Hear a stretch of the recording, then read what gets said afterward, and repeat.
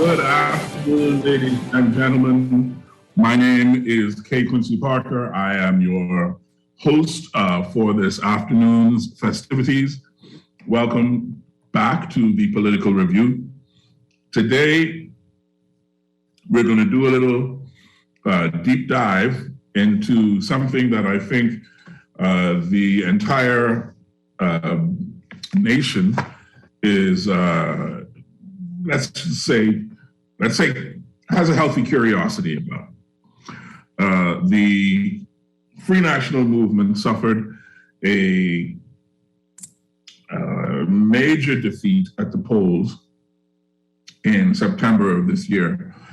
And one of the major reasons that any anecdotal evidence will give for that defeat was the antipathy between the electorate, or the alleged or supposed antipathy between the electorate and the leader of the Free National Movement, the Most Honorable Dr. Hubert Minnis. Now, in the aftermath of the election, rather than immediately resign and make way for a new leader, Dr. Minnis has held on to the leadership until the party's next convention, which is expected to take place the last week of this month. And he has committed to not run, and also committed to not allow his name to be put forward and nominated for the leadership. So what that means then is that beginning December of 2021, the FNM will have a new leader. And I suppose that the party will hope that that new leader will be able to connect with the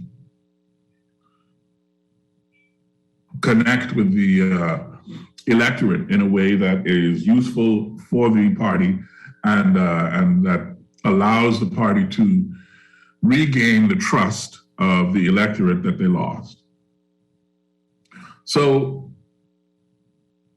in order to discuss this with us today, we have two incredibly connected and I think knowledgeable people who are capable of talking with us about both the FNM leadership and the convention.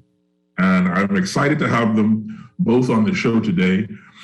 FNM Chairman Carl Culmer, who I think will be joining us again momentarily, and FNM Council Member Ethan Adderley. Mr. Adderley, welcome to the Political Review. It's a real pleasure to have you on the show. Thank you, Quincy, for having me. And I'm actually the Deputy National Treasurer. Sorry? I'm the Deputy National Treasurer, which puts me on the council. Oh, good Lord! I robbed you of your proper title. I apologize. So while we wait for Brother Culmer to come back in, I want to address with you some questions about this convention. You know, and I know that one of the things that many people complain about vis-a-vis our politics is that the parties themselves are not very democratic. So in terms of of this convention that is coming up, my understanding is that it is just for the purpose of selecting a new leader.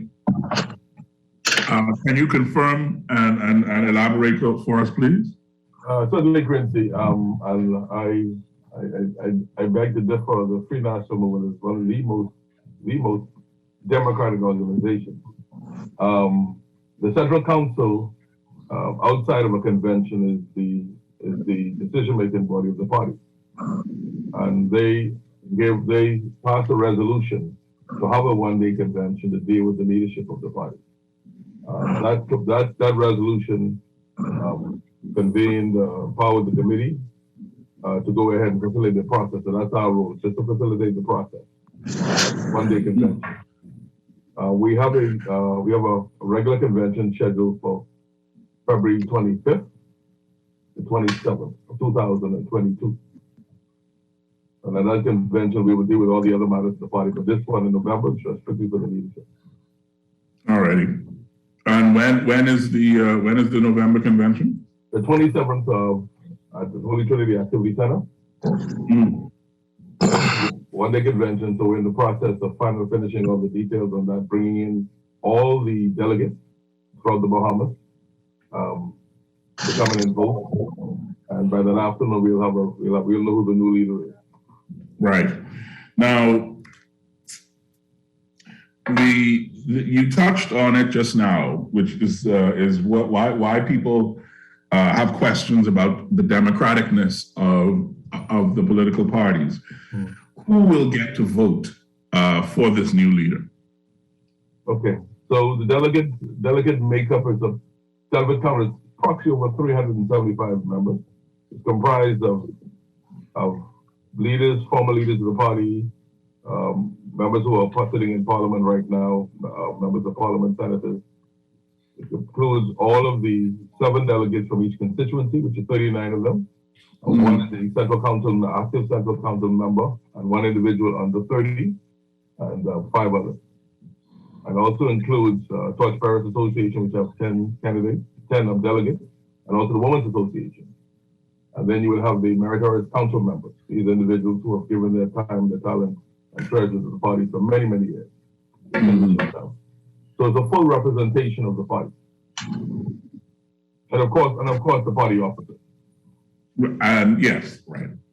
And is there a okay? So we are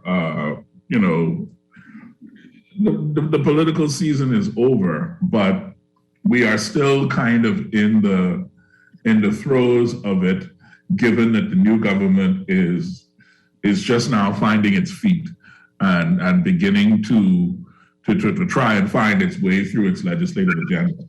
Right. But my question is whether or not there is the possibility of okay, so the only way I can ask this is by comparison, right? Okay. The comparison is in the PLP, the Stalwart Council is an incredibly powerful body. And they have the ability to influence party elections almost disproportionately. And the FNM doesn't have a Stalwart Council, but it does have meritorious council members. And the question is, do they serve the same function? And are they able to unbalance the equation in the same way? Certainly not, Quincy. My understanding is the numbers are much larger now. I'm hearing 1,500, I'm hearing 2,000, I'm hearing even as high as 3,000. Right now, we just have 100 meritorious council members. And within the last convention, since the last convention, we've actually lost 10 to 12 of those individuals. And so their numbers are quite small. There's some consideration of raising that number, but nowhere near what we're hearing on the other side. So they don't have that ability to skew the results. All right. Okay. And you feel confident that there are no real logistical challenges to getting a clear result on the 27th. Not from my vantage point. Our role as the convention committee is just to facilitate the process of fair and fair election. Mm-hmm. And so we're reaching out to all the associations. They will supply us with a list of who the delegates are, and so we have a group of going through that process. And then once we know they are, bringing them in a timely manner to come and vote, and be able to provide food as well, and a safe environment, the COVID environment. We have a legal team who's going to facilitate the process itself. So we don't see any challenges, anything happening. We do possibly see a few of the MCMs, the individuals who don't, because of COVID reasons and their own personal health reasons, maybe not choose not to come out. But we're trying as much as possible to make it a very fair and comfortable environment. People can come and vote and leave. Right, and on that very point, it is only in-person voting is allowed. There's no remote ballots or that sort of thing. No remote ballots, no proxies, nothing of that nature. Our Constitution doesn't allow for it. Okay, and the members of the party who have put themselves forward for leadership, I'm assuming that they all have representatives who are in communication with the committee, the convention council, and there are those conversations going on. So all of the combatants feel that the playing field is fair. Most certainly, I have myself, co-chair, I've made it a point. I've spoken. We've given progress reports at the last two Central Council meetings, so everybody knows what's going on and how it's happening. And I've also spoken to the three persons who will be offering themselves of the process and what we expect from them and what we're asking them to do. One of the things we talked about is they're doing their own canvassing and talking to the individual constituents of the party. We're asking them to provide a bio page to be included in the delegates package. And they will also be allowed to have agents, as you would have in a general election, within the booth as well too. Okay, all right. Well, you kind of broached the subject that I wanted to raise with Mr. Culmer. I'm back, Quincy. Yes, I see, and welcome back, ladies and gentlemen. FNM Chairman Carl Culmer. Welcome to the Political Review. Welcome back to the Political Review. Thank you, Quincy. Mr. Culmer,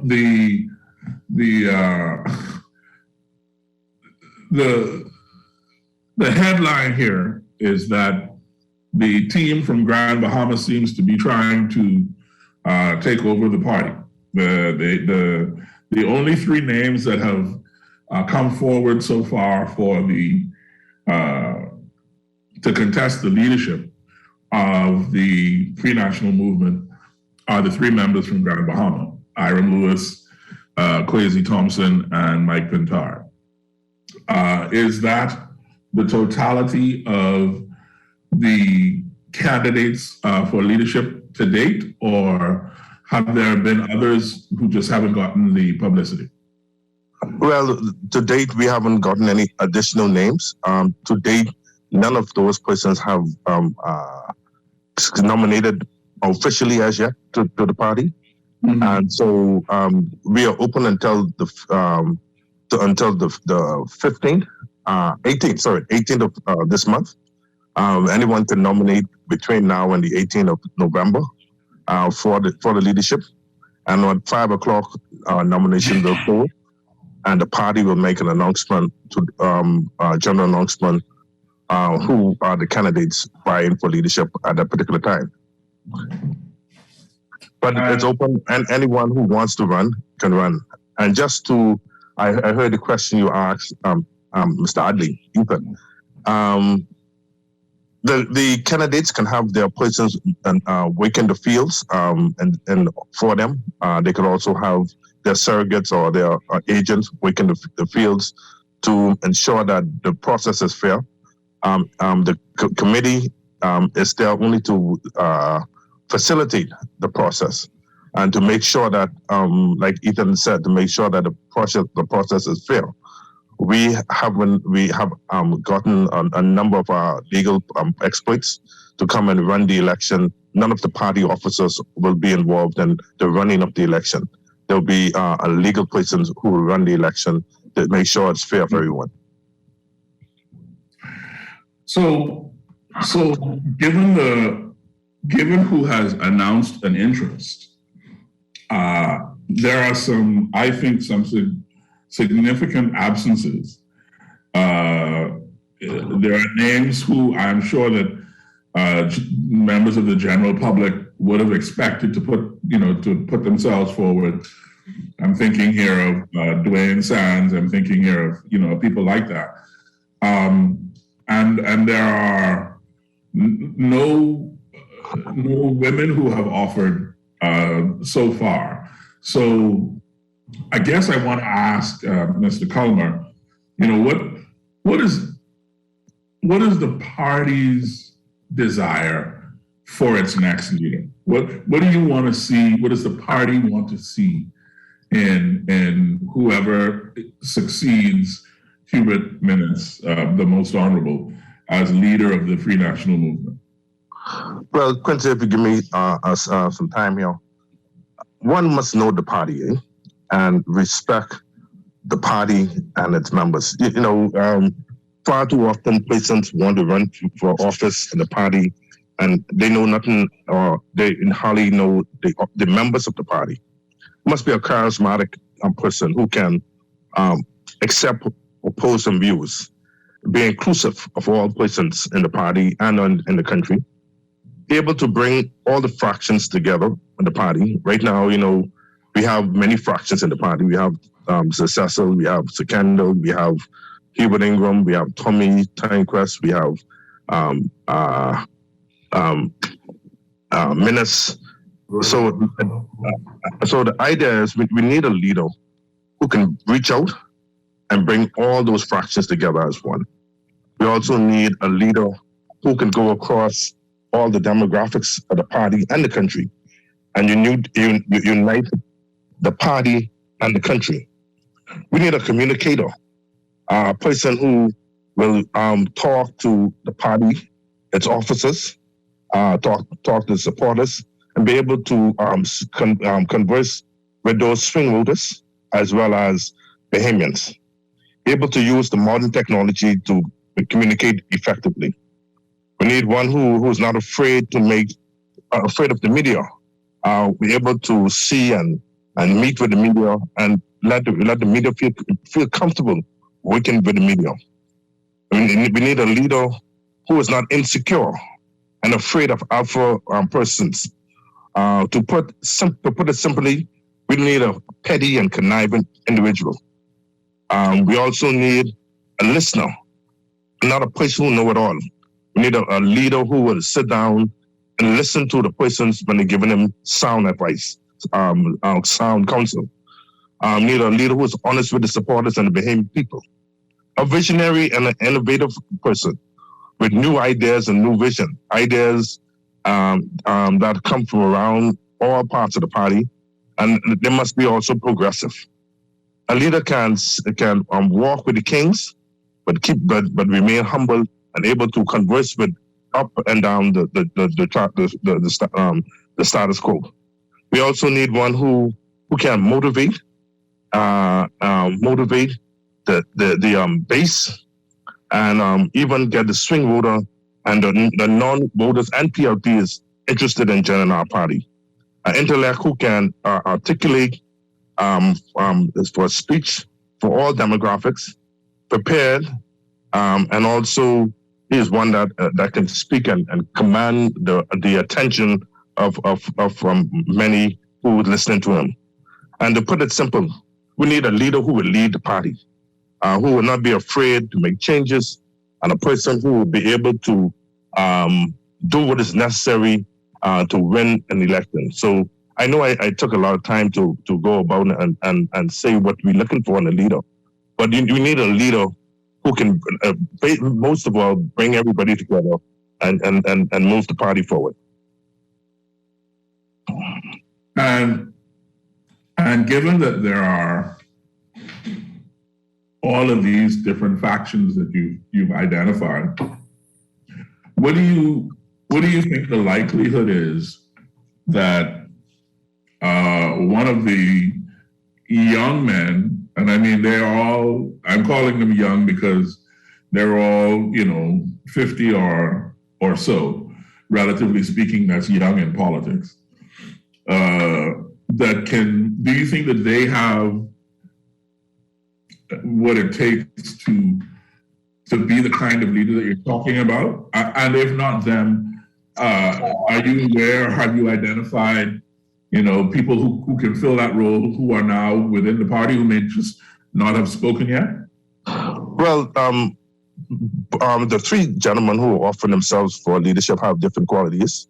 And at the end of the day, the FNM is a party that will not stand idle and allow one person to lead the party if they feel as though that person is not capable to meet these demands and lead us into the next election. We're preparing for the next election, which is in 2026, and we must hit the ground running. We must also get our teams organized. We must reorganize and our constituency associations. Youth must be more outspoken and inclusive, making sure that there are youth persons get involved. We need to grow the youth organization. We also need to grow the women's association. So that leader must be working with all the party officers to make sure that at the end of the day, we are touching all the demographics in the Bahamas. So we will see exactly who has those qualities, and we'll look to see how they best will utilize those qualities to build our party and move our party forward. Mm-hmm. This may be a difficult question, so I put it out there for you, both of you, I suppose, to consider. But in terms of selecting a new leader, what does the party? What is the party's position with regard to, or feeling with regard to, the most honorable Hubert Minnis and the kind of leader that he was, in terms of what sort of shadow does that cast on whoever comes next? Well, let's hope that the present leader will work with the new leader, and let's hope that he will learn whatever experiences that he have. But we also have two other living leaders.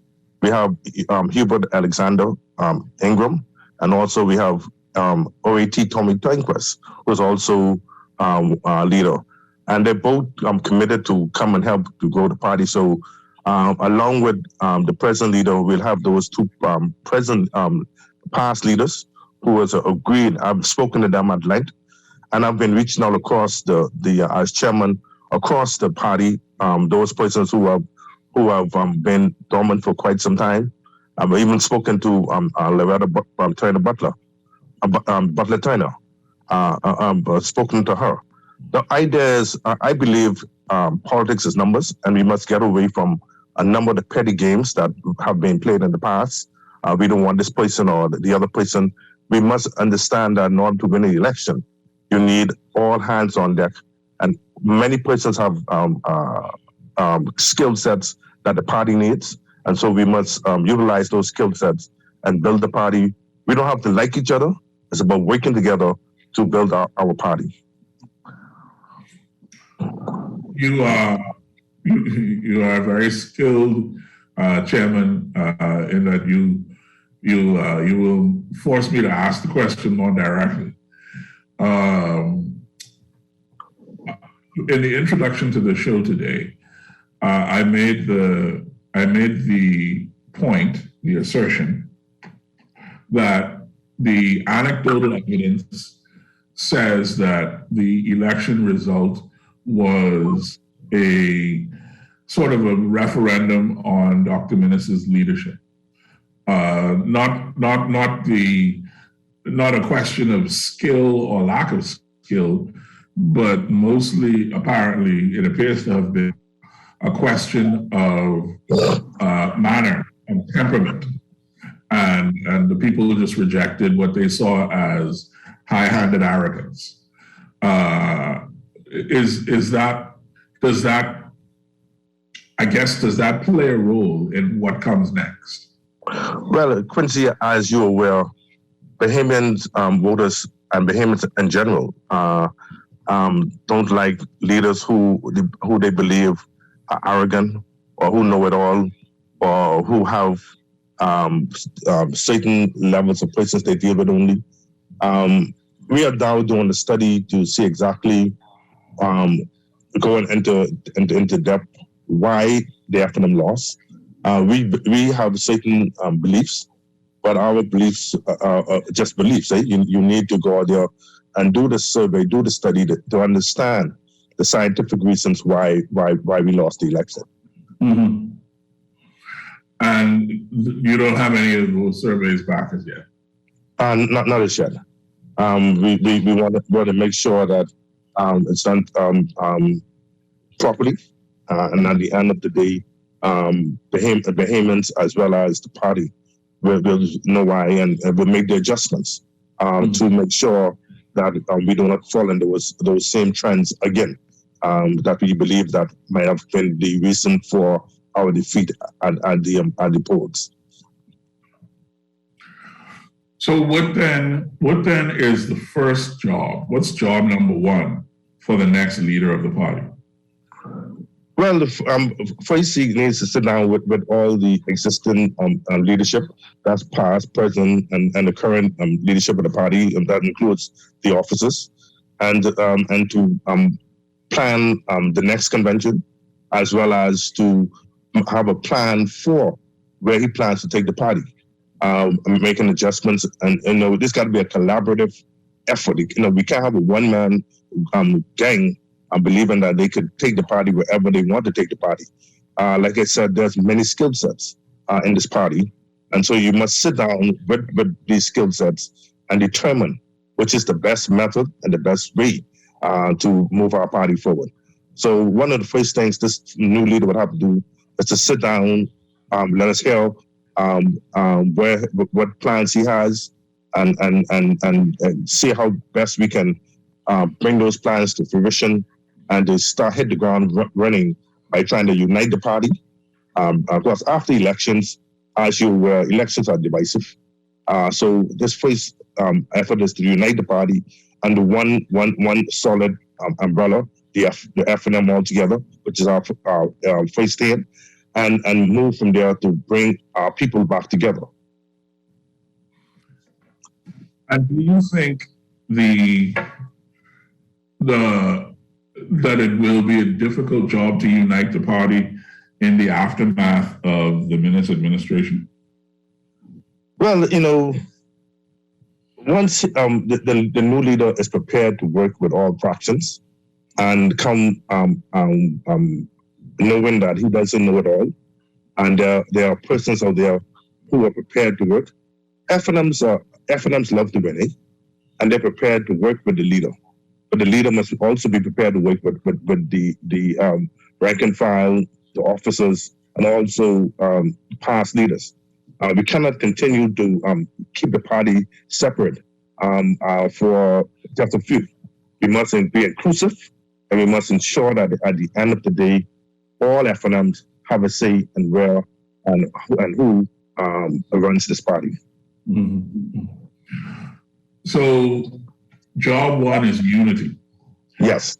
I've listened to you, and your pronoun use is exclusively male. That's conclusive. Yeah. No, I wanted to flag it just because I wanted to ask. I know that you mentioned talking to Loretta Butler Turner, and I'm curious about whether the party is actively seeking or encouraging diversity in the leadership race. Oh yes, most definitely. We encourage any female who would offer themselves. I will not be running for chairman, and I'd love to see a female. And in fact, I'm courting this female to come in, who I believe have history with the party, who understands the party, who knows the party, and who knows the people in the party. And I know if she offers herself, she can take this party to another level. And the thing is, I believe we should offer. I'm not one to believe that we should be male or female. I believe we give the job to the best person who can do the job. Mm-hmm. And this lady who I'm looking at, I haven't. We had sitting talks with her. One of my surrogates have reached out to her, and the idea is to bring our skill sets, our best skill sets, to the table, to make sure that at the end of the day we can move this party forward. There's a lot of people who want to run for office, and some of them is probably the reason why we lost the election. We need to understand that at the end of the day, you cannot be bigger than the people that you serve. When you get elected in office, you become the servant of the people, not the master of the people. And so we need those. We must have the in mind when you run for office that you become the servant of the party, and you work to unite and build and use all the available persons who want to work. And there's a lot of folks out there who want to work in this party, and you must give them the opportunity. When they come around, we must welcome them in the party, and we must understand whether they're black, they're white, male or female, old member who've been on a long time, or a newly member who just come. They must understand that once you wear the label F&M, you are F&M. That is an admirable statement, but how true is it in practice, right? What kind of support would I don't want to ask you hypothetical questions, right? So I want to ask you directly. Has the party received any indication that, for instance, when you say you talked to Loretta Butler Turner, has the party received any indication that she might run for leader? Well, no, we haven't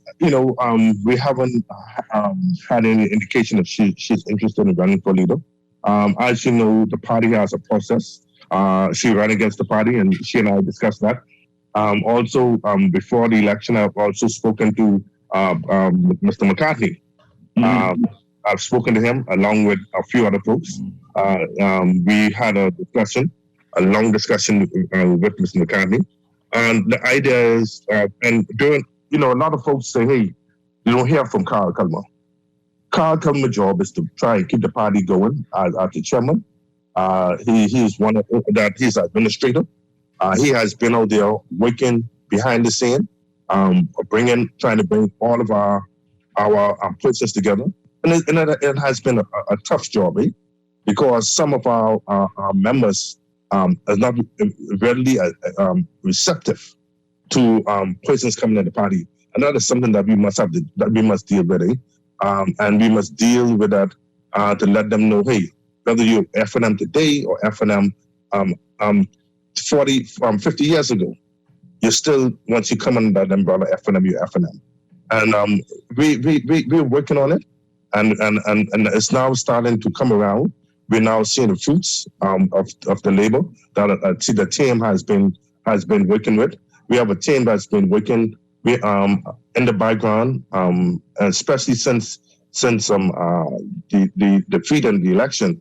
We have been on the ground working hard, trying to bring persons back in the party, bring them together, and hopefully we'll be ready for 2026. I'm not going nowhere as chairman. I mean, as past chairman, I will still stay there and work and do whatever the party wants me to do.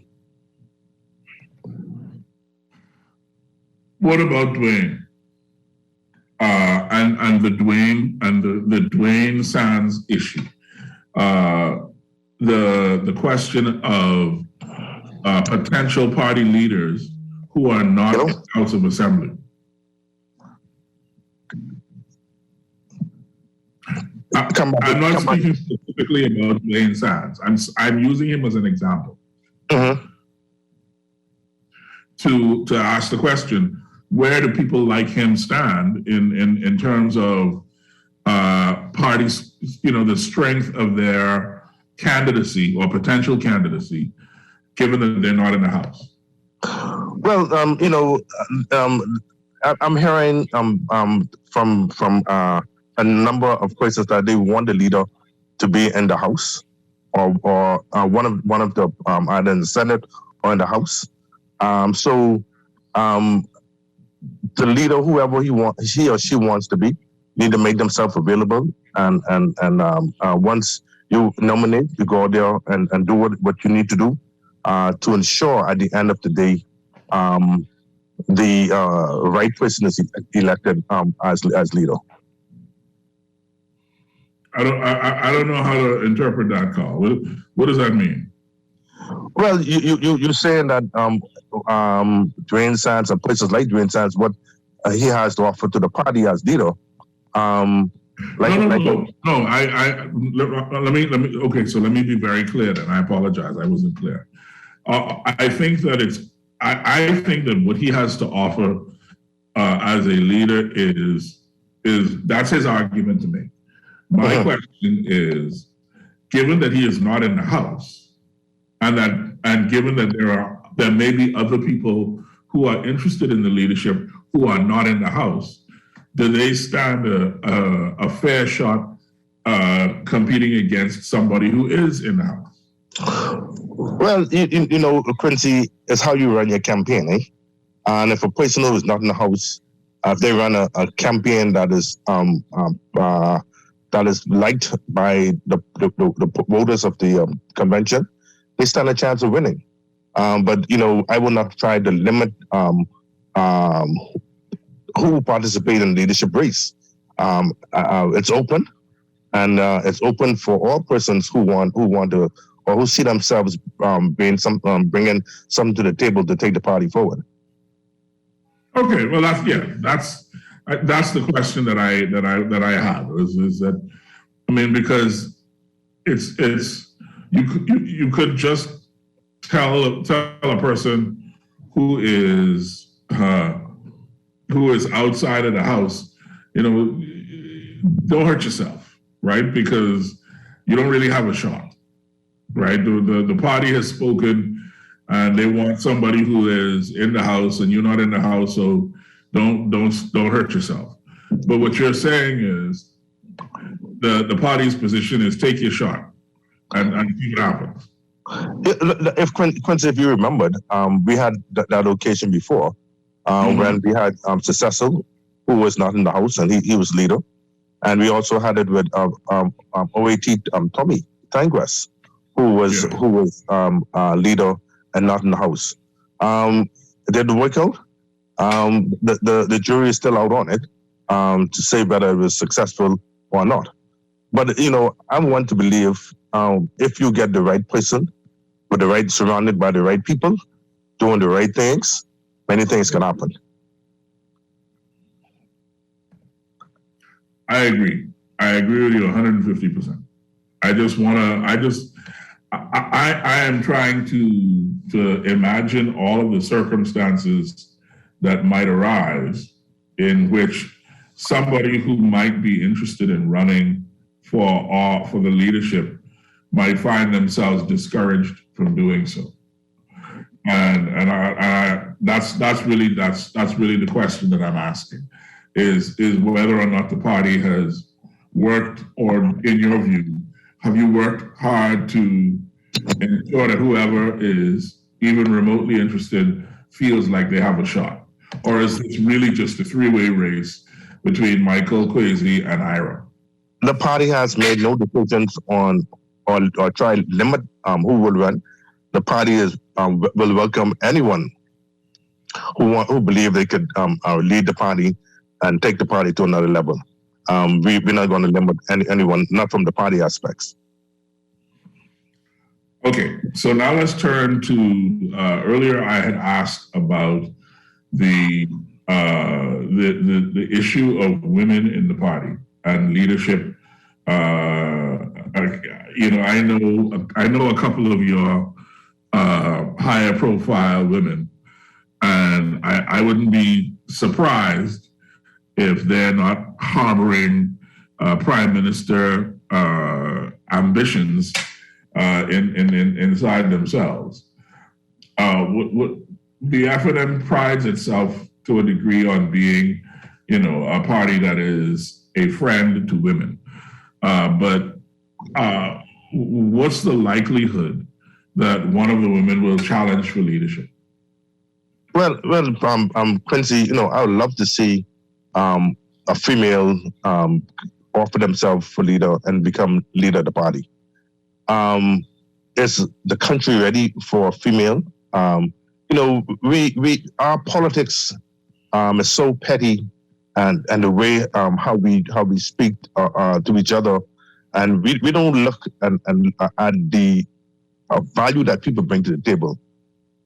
We go into the gutter with politics, and most women and most businessmen will not allow themselves to be go through that torture that we have in the Bahamas today.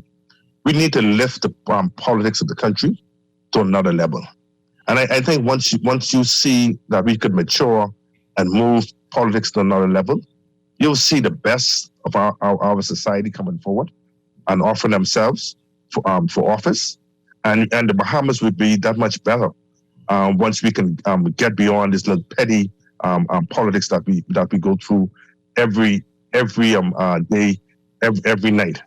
We check the social media. There's nothing but ideas on how you build the country.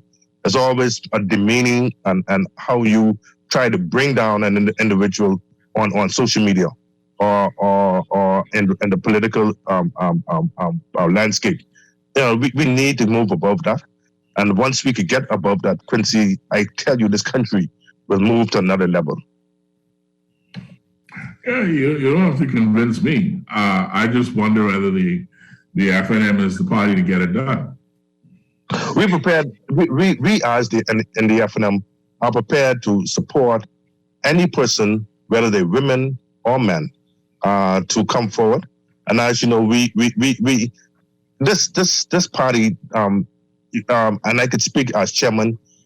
I have not indulged in the gutter politics. I believe you judge persons or organization or party on their performance. You critique and offer recommendations, and you give them on their performance. But when you start attacking an individual, I don't believe in that type of politics, and the FNM don't believe that kind of politics. You will notice that we did not go in the gutter. There are some folks who speak for themselves. They're not associated with the party per se. They believe in the FNM. They probably had some things on social media and other things, but this FNM leadership do not encourage gutter politics. And so at the end of the day, we need to continue to move in that vein where we support whoever, whether they at the door welcoming persons in the party or at the leadership helms leading the party. We need to understand that politics need to move to another level in this country in order for us to get the best of our people coming forward.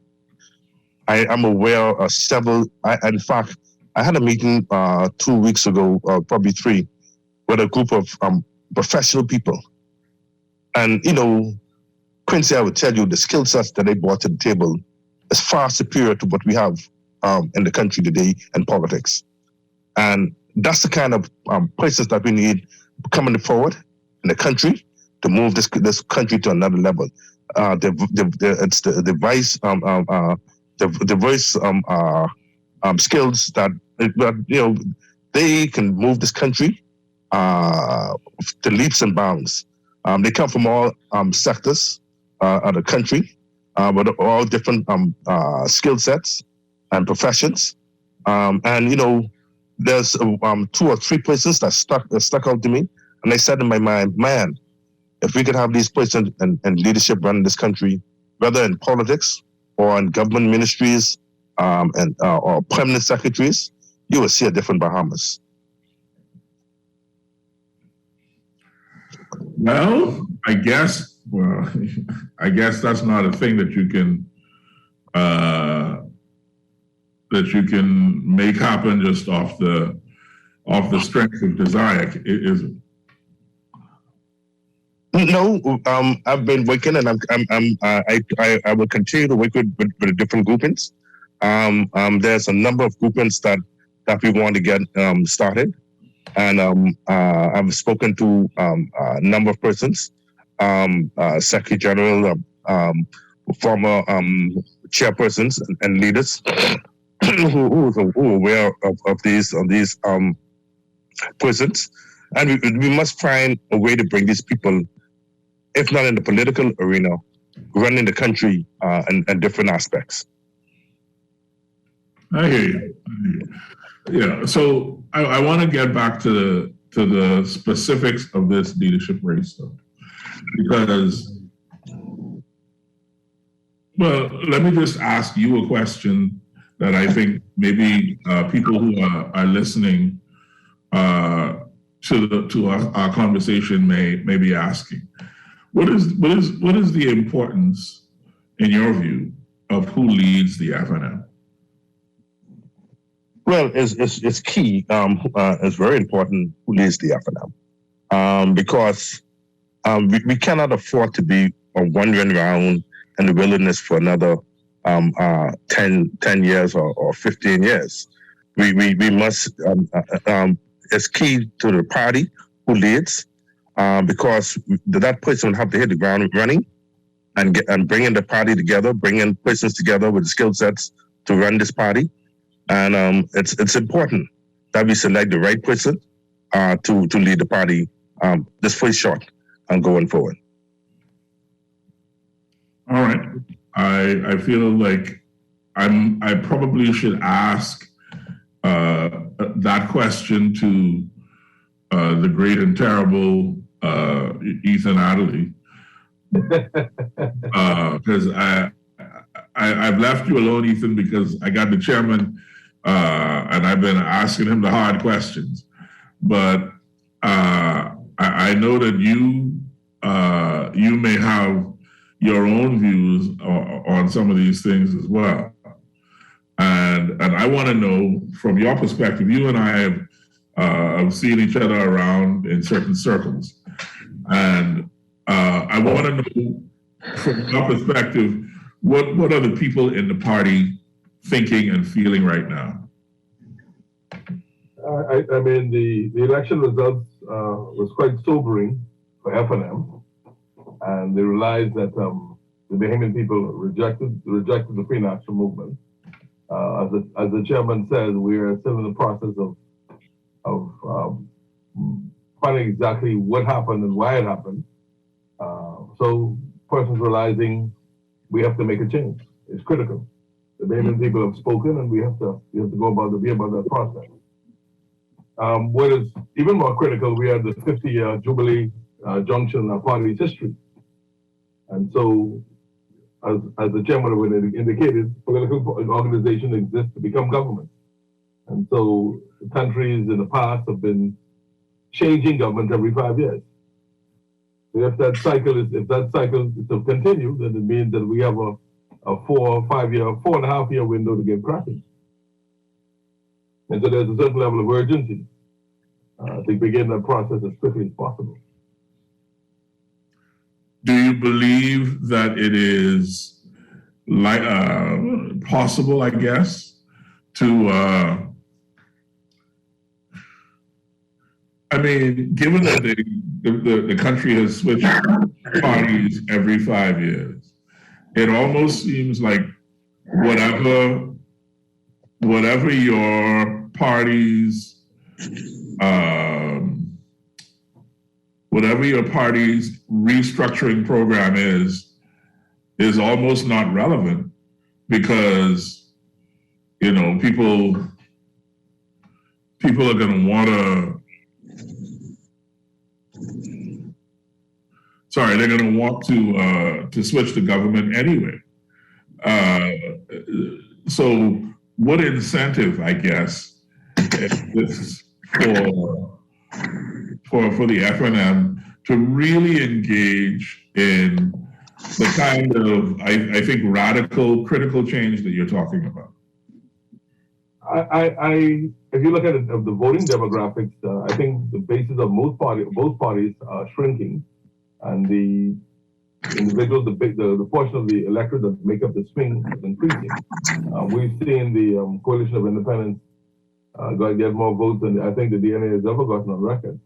So it speaks to disenchantment with the same old, and it's asking for bold leadership, and not just political rhetoric.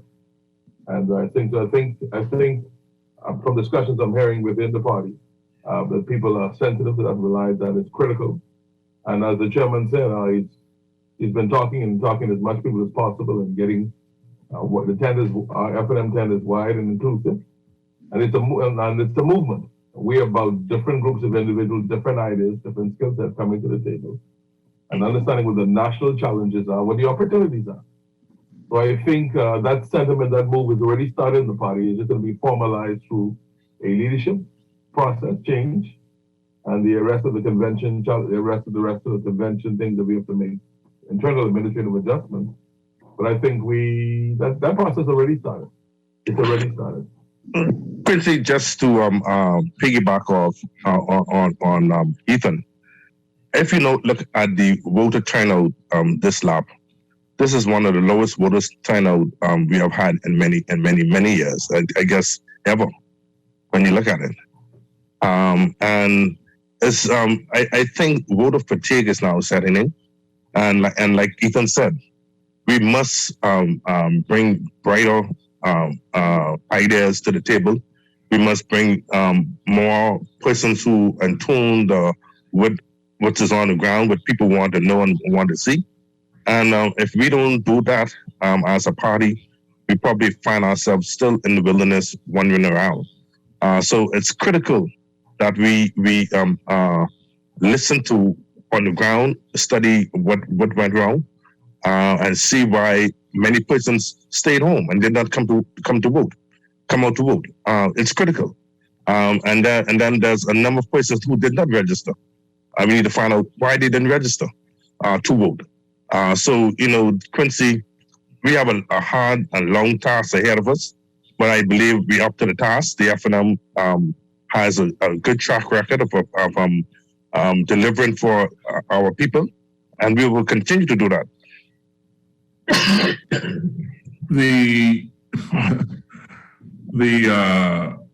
I'm trying to be as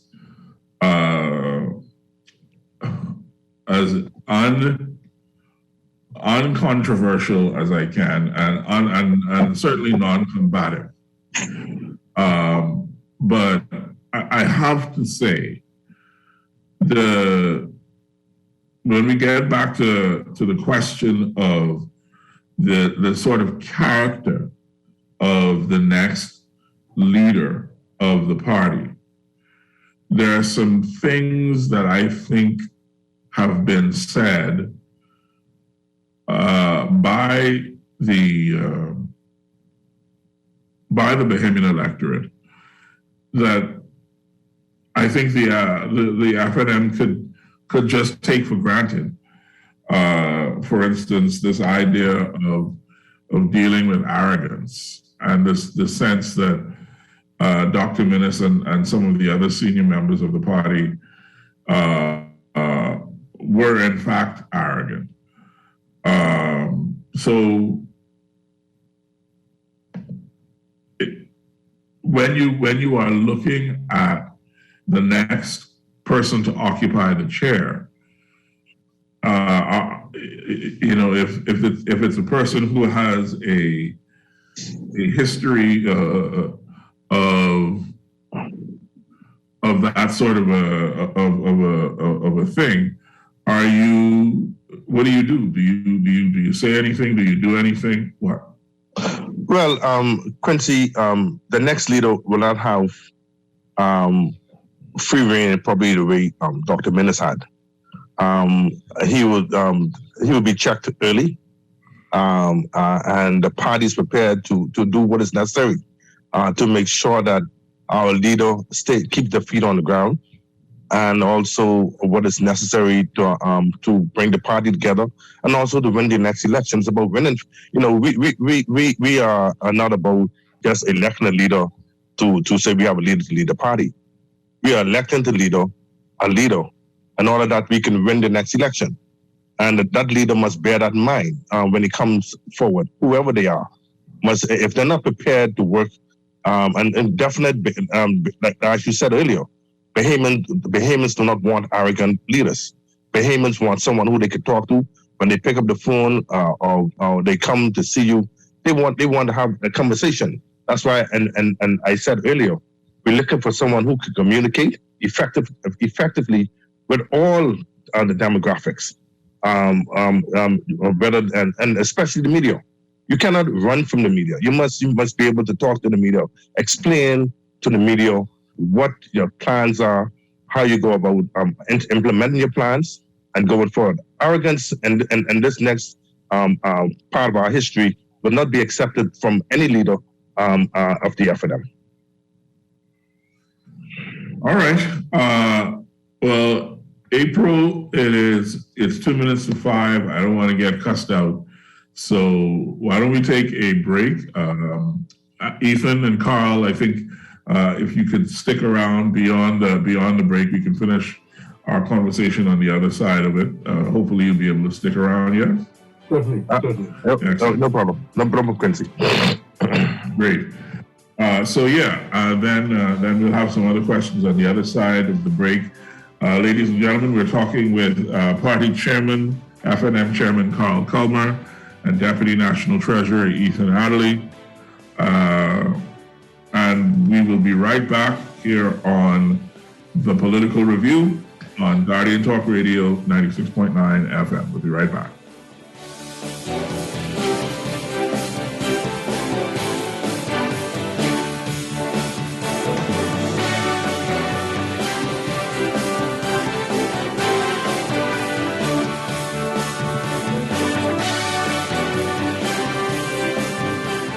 Edwards Global, in collaboration with Dr. Dave Burrows and iRise, presents the 5th Annual Success Summit under the theme Success Keys to Transform Your World, December 3rd through 4th.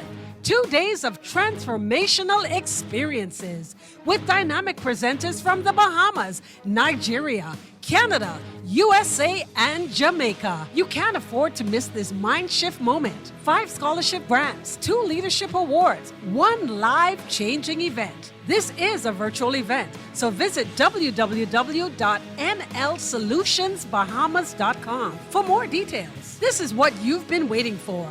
Success Summit 2021. Always on the go? Missed the show? You can now listen to Guardian Radio talk shows anytime, anywhere on Spotify and YouTube by searching Guardian Radio 96.9 FM or by entering the name of your favorite show. You can also listen by logging on to GuardianTalkRadio.com and clicking on the podcast tab. Guardian Radio, continuing to provide you with fresh news and smart talk anywhere, anytime, all day.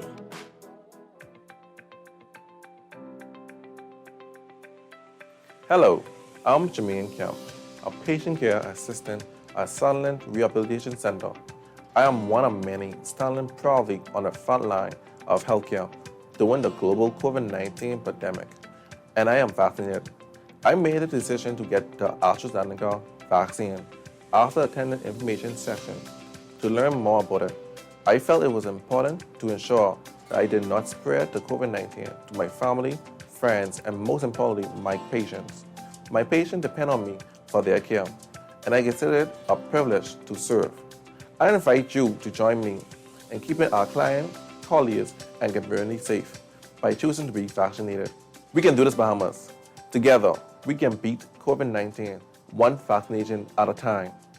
This message has been brought to you by the Public Hospitals Authority and the Sandilands Rehabilitation Center. This is Guardian Radio 96.9 FM, Nassau, Bahamas.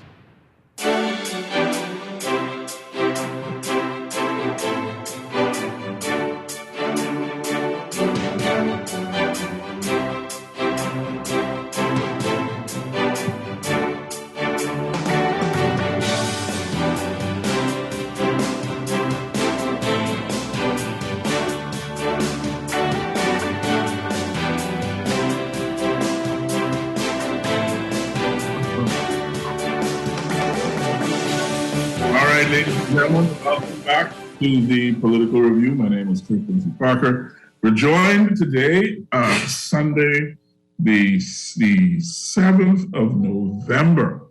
Oh my God. The 7th of November, the year of our Lord, 2021. It is insane that it's already November.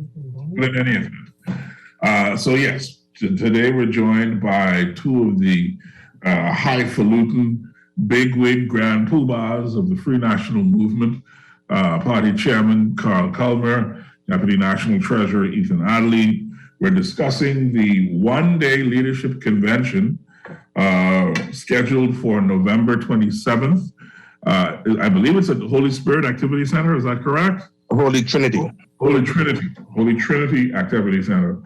At which place and time the Free National Movement will elect a leader to succeed Dr. the Most Honorable Hubert A. Minnis. The new leader is tasked with incredible challenges because the Free National Movement was as was the Progressive Liberal Party in 2017, gutted at the polls, absolutely gutted. And there are rumblings of true, almost split level disagreements between the different factions of the party. The chairman has mentioned the requirement that job number one for whoever the new leader is to unify the party.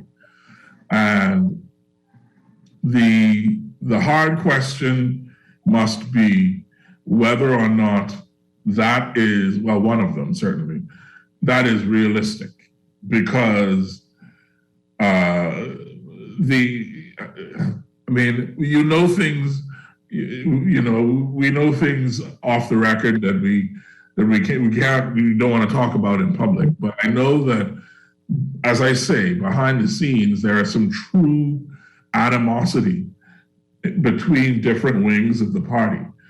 And so I'm really curious about what can be brought to bear in order to bring about a reconciliation or bring about unity in a party that is having such internal strife. I don't even know if you would qualify it as internal strife, but that's my question. Before you answer, Mr. Culmer, let me ask Mr. Adley to comment on that. Quincy, could you come back again and repeat that, please? Internal strife? The short version is this. How difficult will it be to unify the FNM given some of the behind closed doors difficulties between the factions? I don't think it's going to be difficult. I mean, just from my vantage point, when I'm hearing persons, the loss was quite sobering. Persons would have, as you canvassed, I worked in Seabreeze at Maxine Seymour. I would have heard feedback from the constituents there. You have spoken to some of the members of the constituency association. So I think undeniably most people will get on page, get on board to whatever the agenda of the new leader is to get the party back where it needs to be. Of course, you'll always have a few folks who take a little longer to make that change. But I think by and large, look at the history of the party, people rally around who the new leader will be and they will get things done. All right, Mr. Coleman. Well, Quincy, speaking to a number of the past chairpersons and a number of the past leaders and past officers, past candidates, and past MPs, they're all prepared to come and work with whoever the leader is. And the leader must be receptive to the assistance that will be rendered by persons who would help him to put the party together. Because we're not going to elect a leader and leave him out there by himself. We're all prepared to work with him. And once he understands that this is a team effort, I believe this would happen in record time. And I believe I can see it happening in short order. And I believe the FNM is capable of doing reconciling all the differences and bring them together.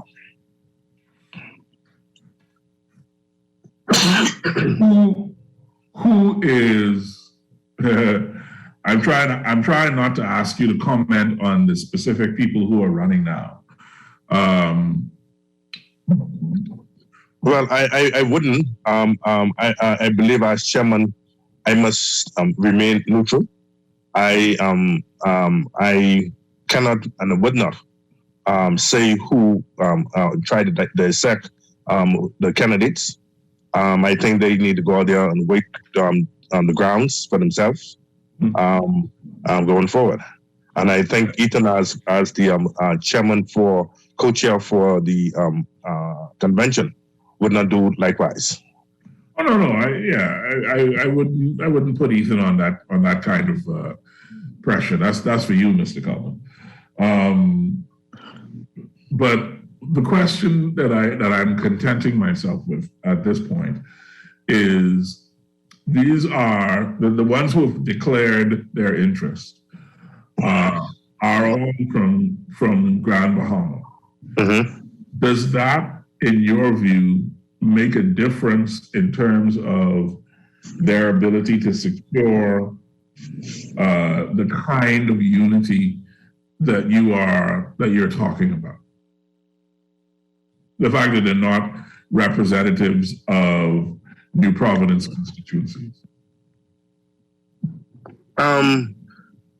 Like I said earlier, Quincy, the leader must bear in mind that he must be able to work with people. They must know the party, and I believe when you offer yourself for leader of this party, you must know something about the party. You must know who the movers and the shakers are in the party. You must realize who our people are that you can go to get things done. And at the end of the day, once you know those persons, who those persons are, you must have a history with the party. And your performance in the last government should be able to determine. Was I think the three gentlemen so far who offer themselves have been members of the past government, and they have been some have been involved with the party for quite some time. Some have just come in the last election. So it's up to it's a determination of the delegates who they would choose and who they think is best to lead the party going forward. I outlined a number of things that, from my view, that the leader needs to bring to the table. And some places have some of them, some have plenty of them, and some have limited of those characteristics that is required to lead this party. So I would leave that to the delegates to make their choice. All right, fair enough. And the nominations close, you say, on the 18th? The nomination closed on the 18th at 5 o'clock. Yeah. And then on the 27th, we open up at 9, where we have a small prayer, and then we declare election open, say the process so persons can understand, and then we close at I think 2 o'clock, do the count, and then the leader will address the nation once he's announced. And we anticipate that will happen immediately after the count. We're trying to find a time when it's best, when we have the best listening audience.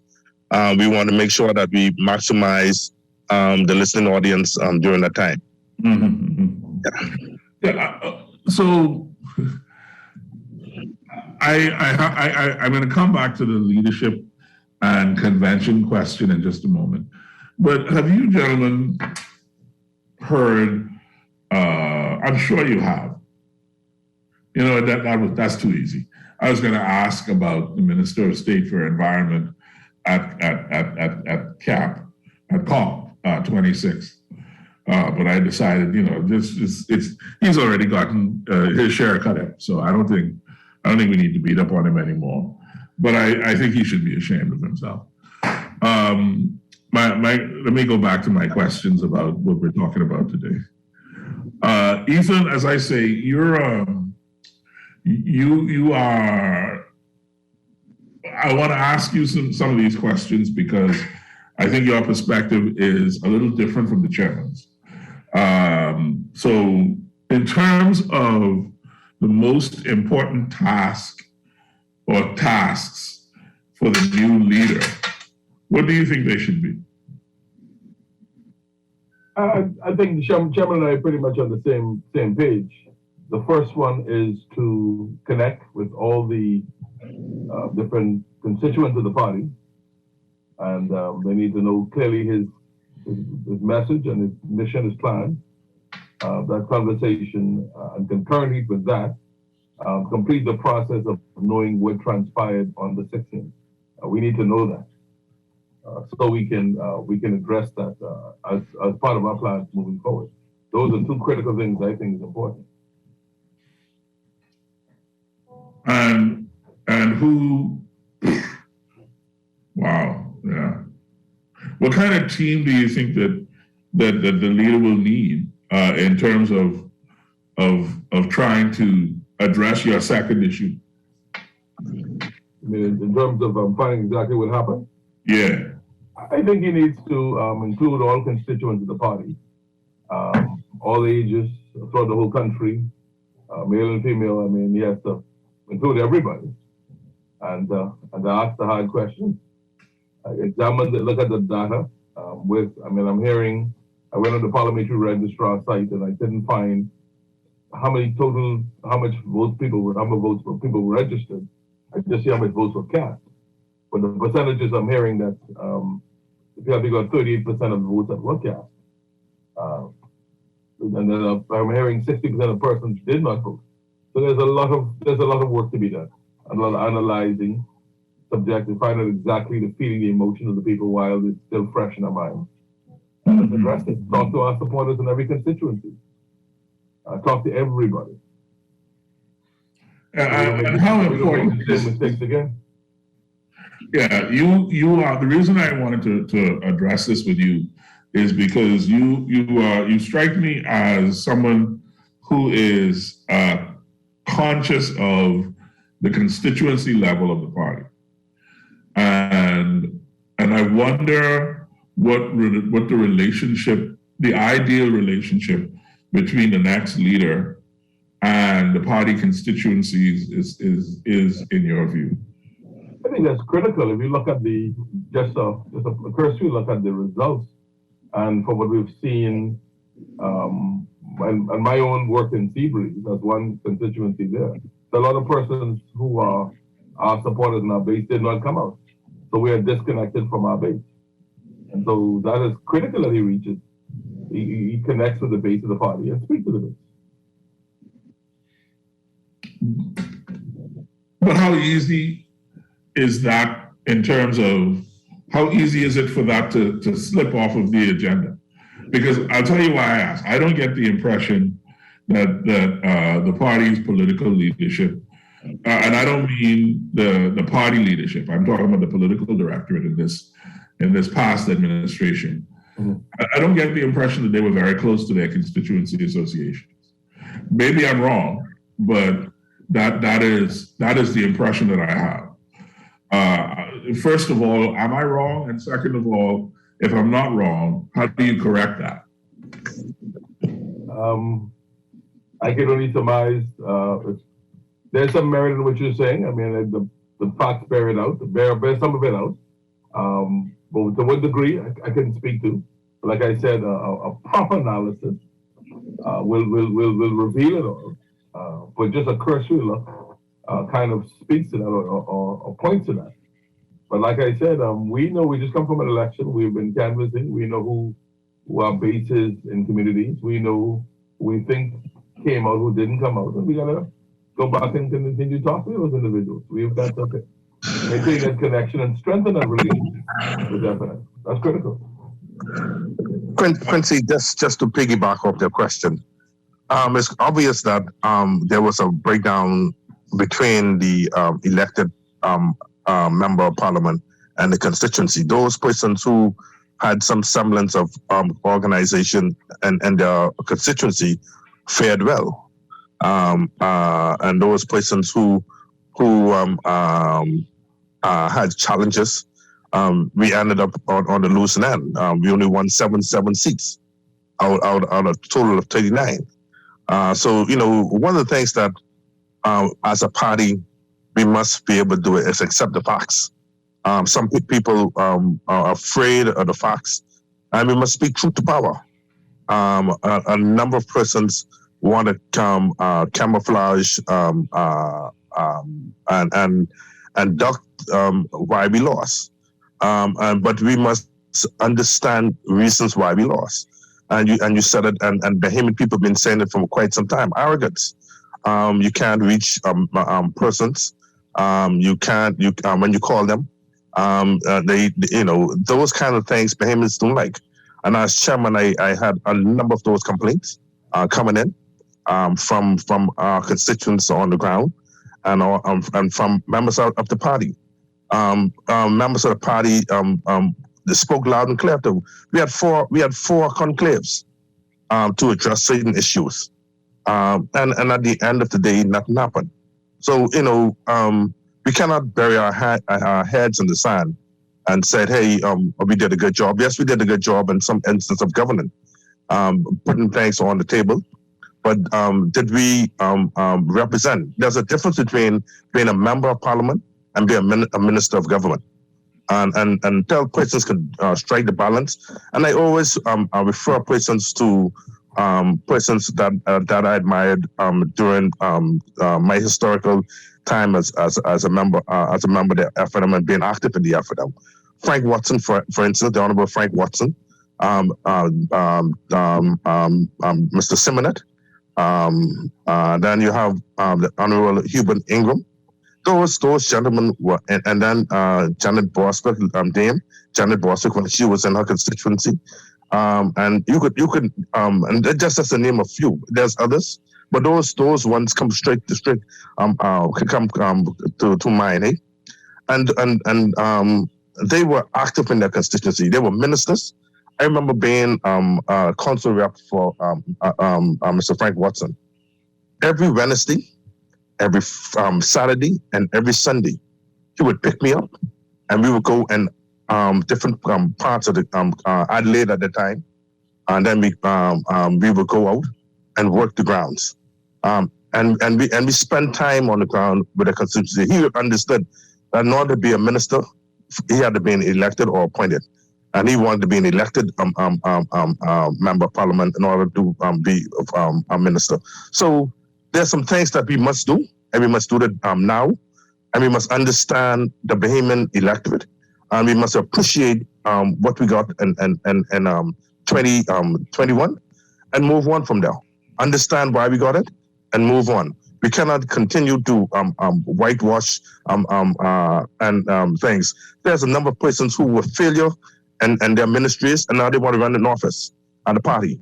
You cannot try to stay current as a failed member of parliament, a failed minister, and then come to the party to continue with that kind of. We need to look for new, fresh faces. We need to look for persons who are prepared to work and move this party to another level. Sorry, I had to go off on that, but we got to be honest and we got to be frank.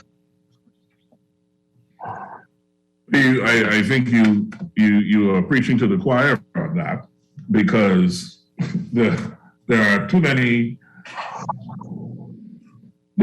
people who don't believe, or let me rephrase, too many people who believe that politics is a game to begin with. It's a rigged game, and that there are no consequences for poor performance beyond being voted out.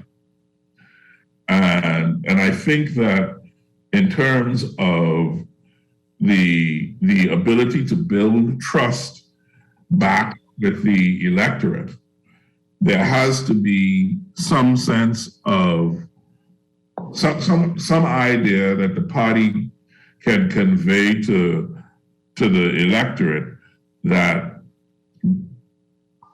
competence is rewarded and poor performance is also rewarded appropriately. If you do well, you get promoted. If you do poorly, you get kicked out, or you get punished in some way. There's some consequence for poor performance. Do you believe that the FNM has had that record or that reputation in the last administration? We need to look at the last administration and see what the weaknesses were. Do a SWOT analysis, and see how best we can build and on it, as well as whatever good was there. But there were some weaknesses that we must improve on, and there's some opportunities that we must embrace. And until we prepare to do that, and again, we cannot continue to put old wine in old skins. From a biblical point of view, we got to put in some new wine in some new skins. You can't put the new wine in the old skins. We got to get rid of some of those persons who were failures and move on.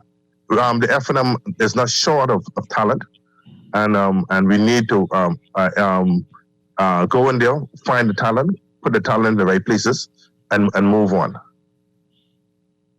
One of the things that as leaders that we must be receptive to recommendations. We must be receptive to ideas coming from persons, whether we like them or not. And we cannot build silos and isolate persons away from them because of your like or dislike for them.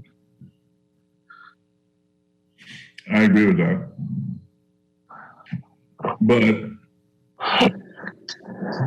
my question wasn't really about like or dislike. My question was about whether or not you believe that we have had or we are capable of, as a society, as a community, expecting from the FNM.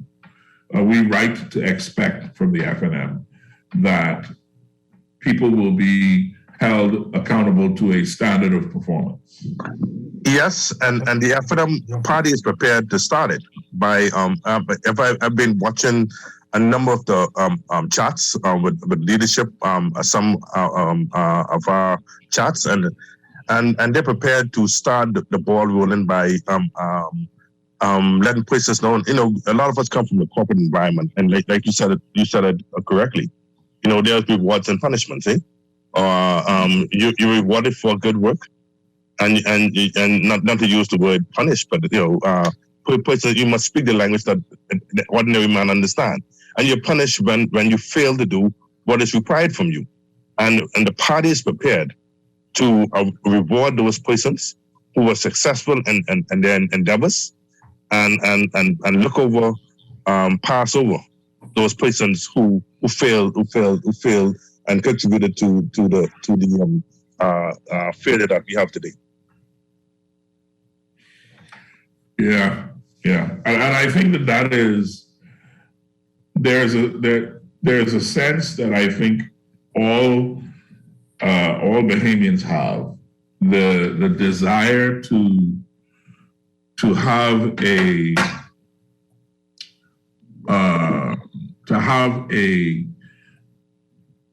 a clear demonstration that the kind of thing that gets said on the political platform is consistent with the kind of thing that gets done in real life, in party procedure, in political office, right? I remember among FNMs, a famous speech that Ingram gave at the R.M. Bailey Park, talking about people who couldn't wait to get their hand in the cookie jar, and if their hand get catch in the cookie jar, their hand can get chopped off, right? And there was some consequences for some people in that administration, which gave Mr. Ingram, to an extent, the reputation that he has of being somebody who means what he says and says what he means. So what we want to see, you do what you say you're going to do, and that is where I know that the FNM has there's definite justification in being aware of the impact of COVID-19 and the impact of Hurricane Dorian on the Minister administration's legislative agenda. I definitely agree that those twin blows were incredible obstacles to surmount. But looking forward to a new leadership still dealing with those things, how do you navigate trying to rebuild the party under a new leader while also trying to make the case that you should be reelected in 5 short years? Well, Quincy, when you look at the number of the FNM did a number of good things, eh? They did a number of things that was positive and progressive for the government and the Bahamian people, and you're seeing the results of the growth in tourism, the monies that is being bragged about, the $90 million that was in excess, that was spoke to by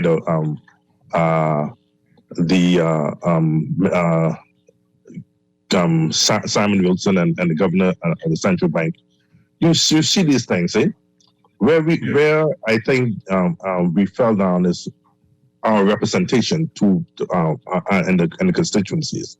But that was one of the areas that we fell down on, and I believe going on our record for performance and the government, and improving the candidates that we select, the things that we put in place to govern the party, to make persons accountable to the party and to the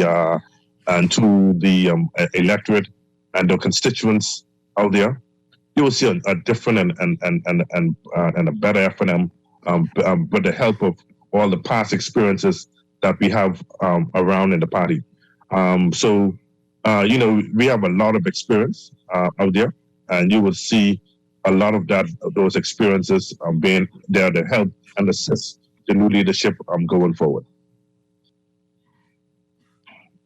What about the question of having too much to do, right? When you look at the manifesto, for instance, it is it's written in such a way that, there are about 9 or 10 like headline areas. And then under those areas, you have, the different policy proposals, different legislative proposals and whatnot. But the truth is 5 years is a really short time. And it's incredibly difficult to contemplate getting everything on your agenda within a 5-year period. So, and this is again more along the lines of party policy, and we're coming back to the leadership in a bit, but I want to investigate this a little bit too.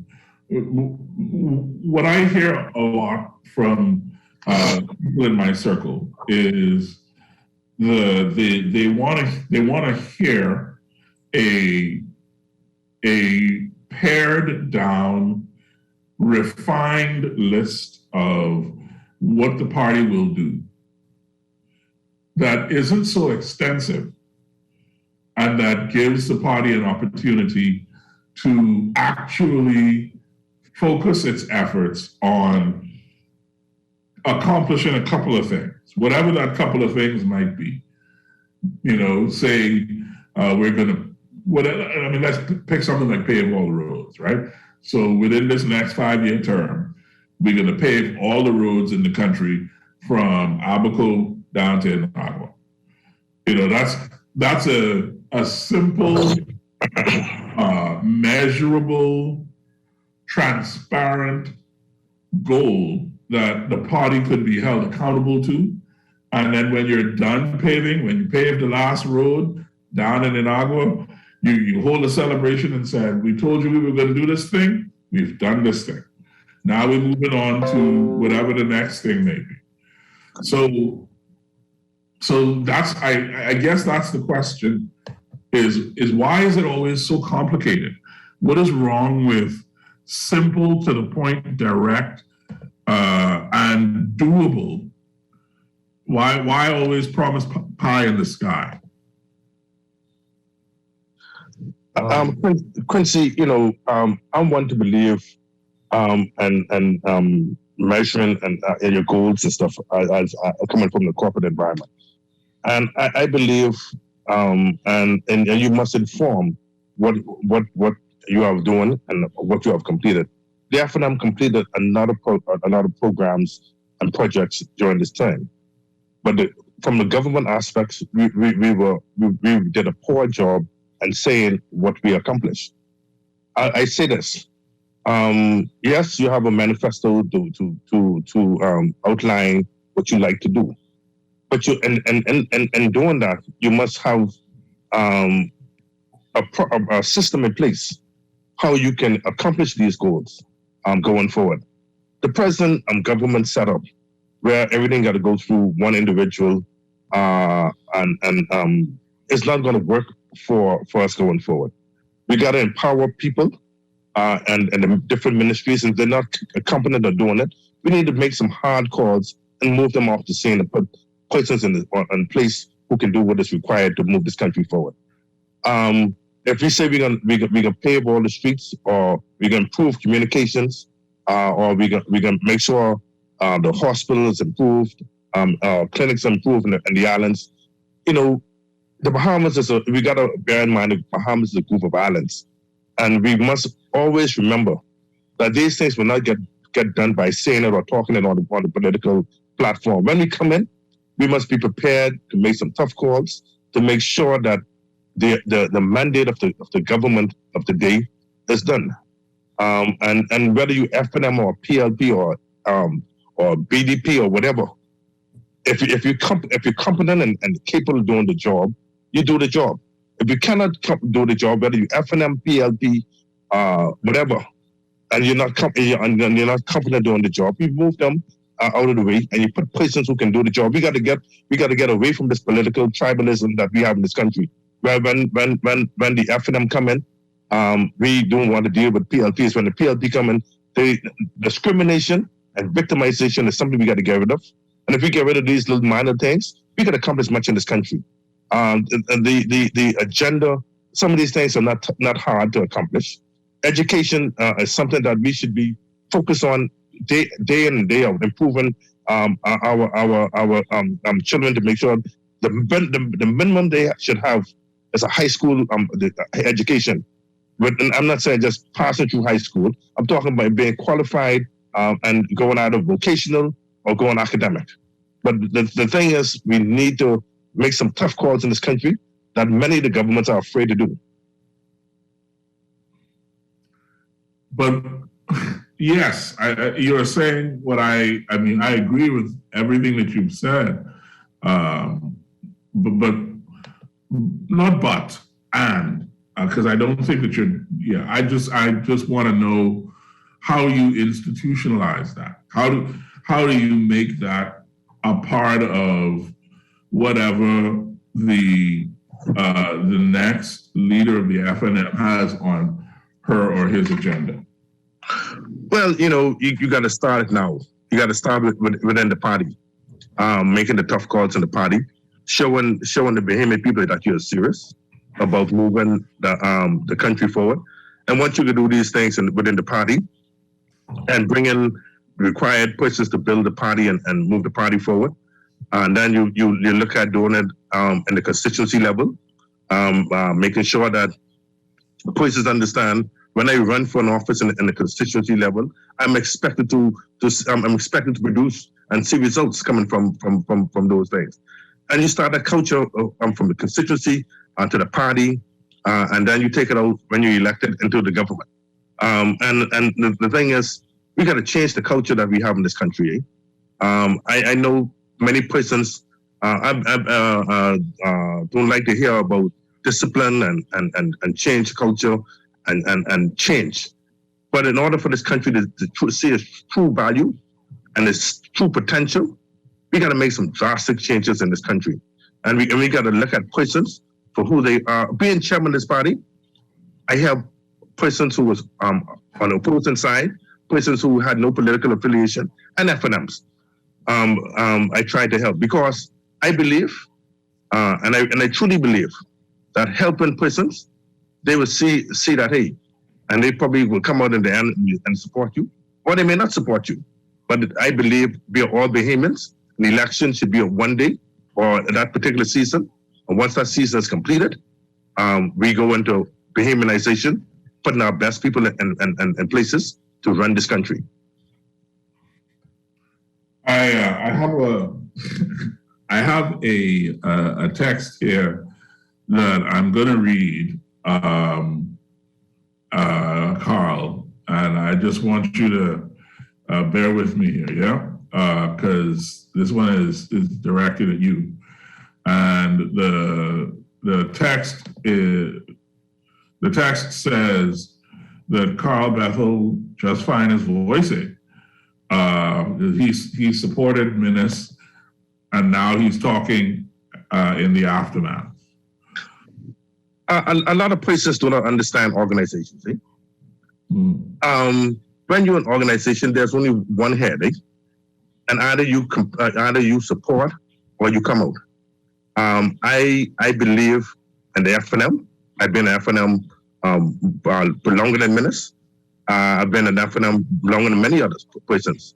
I've said to Minnis and on many occasions where he was wrong, where he needed to improve. And my job is not to lambaste him in public. My job is to speak to him and settings where it's appropriate. As the chairman, you can't have the chairman and the leader going at war in public. That's not the way you handle organizations. A lot of people talk about organizations. They're not aware how organizations run. Organizations are run and with different protocols and different and the way different things are supposed to run. At the end of the day, there's one leader and there should be one voice. When you can comply with, you either resign or move on the side. The leader of the day would always tell you that he and I would have tough discussions. Sometimes he get angry with me the way I would tell him what is required in order for us to move forward. You don't have to come and speak in public for the public to know that at the end of the day, what you're saying to a leader or one of your officers in the party. That's not for public consumption. That is that. Sorry. Yeah, I hear you, and as I say, I think it's interesting to me that people seem to want to. They want to see somebody call Menace out and say something harsh or whatever the case may be, because they have whatever feeling they may have about him. That is not the job of the chairman. To bring our look at the PLP. The PLP would never run their leader down or any of their members down in public. Do they have challenges? They have probably more challenges than we in the FNM. But at the end of the day, they band together and they do what is required to win. And that is something that we as a party need to understand. We don't wash our dirty linen in public. We keep we grow together, we talk to each other, and we say the hard things that we need to say to each other in the appropriate places. And I have done that and will continue to do that. I will never bring FNM business on the street. That's not the role of me as an officer in this party. And I would never do that as a pass from chairman when they come out of the chair to wash dirty linen. There's a forum for me as the chairman. And there would continue to be a forum for me as a member of the party. All right. So to get back to the last few questions I have, the next leader has to deal with. Oh, so sorry. Go ahead. Yeah. No, I want to echo the sentiments of the chairman and answer your last question. But I want to share with you some words by one of our founding fathers, Professor Wallace Whitfield, at the PLP convention in 1970.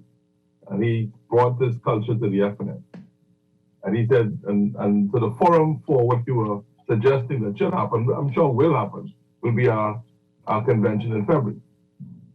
And that is where they said, this, Mr. Chairman, is how we achieve real unity, the free and full expression of delegates in an open, honest dialogue, which will result in a real understanding, peace and love, a real trust that develops when men's thoughts are given freely and voluntarily. Common objectives arrived at through mutual respect for differing opinions, original thought, and initiative, and stifled in discussion. That is the culture of the FNM. So you'll see more of that in the days ahead. What is it? There's a biblical saying, "Suffer it to be so now." I believe. Yeah, what do you say? So it might be difficult to admit our mistakes, but it's really disastrous to brave it out and not come to face with them. So we that's on the rise and very shortly.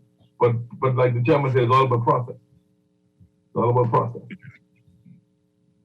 Yeah, and I think to a degree, that is what is the desire of the public, right?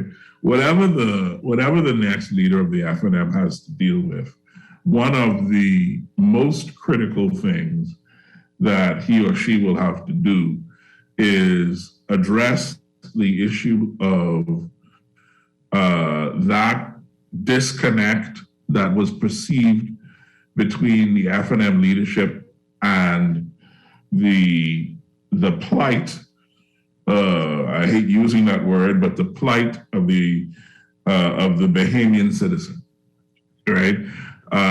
Because there was this sense that people had that they couldn't possibly understand, right? They couldn't make the decisions they were making if they understood what people were going through. And whether or not you agree with that, whether or not you hold that view, that is that is the view of so many people who were disappointed, particularly in a man like Dr. Minnis, who came across in the early days as somebody who understood the common feeling, the way that all of us feel. But he went from that to being perceived as somebody who was just living in a bubble really incredibly quickly. So how does the next leader get over or deal with that disconnect? Well, the next leader will have to set his own course, and he cannot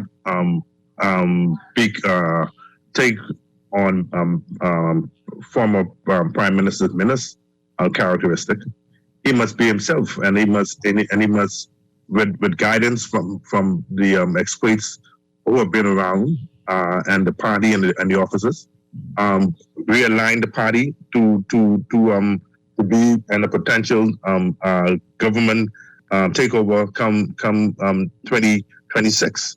To say that he will be a Minnis or Ingram or Whitfield or Tanquist, he must be himself, but he must understand the demographics, and he must know what is required in order to win over that demographic. And they can, and behemoth people could easily see through you. You got to be real when you into this game of politics.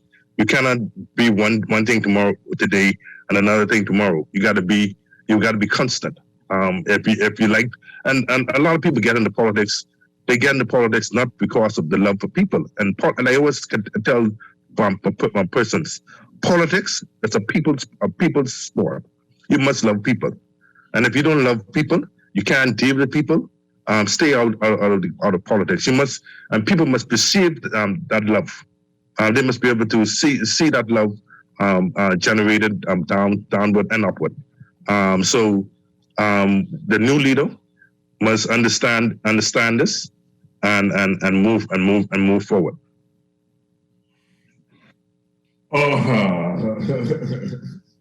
I almost asked a direct question about whether or not any of the, but I'm not even going to finish the question out loud, because I know that you, Mr. Chairman, and you, Mr. Deputy National Treasurer, will not answer that question, nor should you at this point. But the last thing I want to ask is, the party is, I assume, ready for whatever the scientific findings are from the survey or whatever study is being done. Studies are being done. And the party is committed to moving in a direction to address those deficiencies. The question is, the last question that I have on the issue is whether or not there is time to fix those challenges prior to really making a play. Like, do you think that you can fix the challenges and be ready for the electioneering that will begin 2 years before the next election? I believe, and Ethan, you could come in. I believe with all my heart that the opportunity is there for the FNM to be ready and work together as a cohesive team to ensure that at the end of the day, we are ready for the next government, to take over as next government. I believe once we put all our persons together, working together, it can happen. We start in the constituency level, work in the party, get our message out, and persons see what our message is all about and believe in our message. And we sell our message to the Bahamian people. We just cannot say this is what we want to do. We want to tell them how it's going to get done. People want to know what is your message and how you can get it done and what results you hope to obtain by doing whatever you're doing. And once we do these things, you will see a change in the electorate. They would wish for the FNM to come into power before 2026. Well, why two conventions? I wanted to be clear on that before we run out of time. Well, the thing is, the council. What happened in the past? Leaders after election, if you check the FNM history, Successful, Sekendal, Tommy, Honorable Hubert Ingram, all resigned after defeat at the poll, and we had elections for a leader. We had in 2012 we had election for leader. We had election for leader, and when Mr. Ingram resigned, then we had election for leader. When the FNM came to power, came as an organization, FNM political party, in 1971. The 20th of October, we had the election in 72. Successful resigned, and Sekendal took over as leader. And the same thing took place when Sekendal resigned. So the council wanted after defeat, they felt as though they needed a leadership election, and there was other things that needed to happen. We need to look at our constitution. We need to look at our MCMs, and there's a number of reports that need to happen, and a fully convention. All those things cannot happen one time. So the council, in its wisdom, decided to have an election for the leader, and then we have a full election in February to accommodate all the other things that need to happen. So that's why we have two conventions. Mm. And this is, I guess this one just kind of occurred to me. Does the leader, do you run the risk doing it that way, of the leader influencing the other races? Well, not really. You know, the thing is, you're going to see once the leader is elected, you're going to see a machinery be put in place that will assist in building the party, putting our best people in positions, from the deputy leader straight down to sergeant at arms. You will see persons who will be put in place to make sure that the party is engaged to take over 2026. So the leader might have some influence, but he will have the ultimate influence to who he would want, is who is best for the party. And I believe the leader working with the past leadership and MCMs and the present officers will come up with the best solution to ensure that the party gets the best folks elected to run the party. All right. Ethan, I would like to offer you the floor if you have any final comments. No, I go back to the point that I want to stress this, particularly that the party, I think I'm sensing the change within, the urgency. You're saying whether we can make the changes and be ready for the next election. I think we can. I've seen it happening already. I've heard from individuals who on the outside, not active in party politics, but they want to become involved. What they saw transpired at the polls really touched them emotionally, and they want to get a part of it. So I see various ages. So it's going to be an exciting next couple of months of the pre-national movement. as we go through our process of re-engineering, as we reposition ourselves to back to our core principles and to be in fighting shape. Because without political maturity, the party will die. And I think people recognize that fact.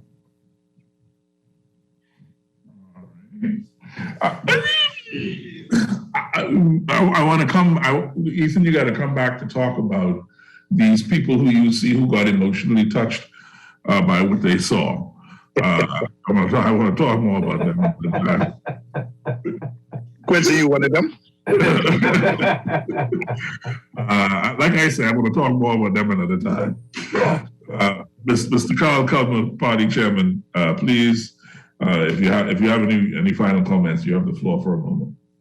Well, Quincy, on behalf of Ethan and the party, we'd like to thank you for giving us the opportunity to come out and speak candid to our convention and the process.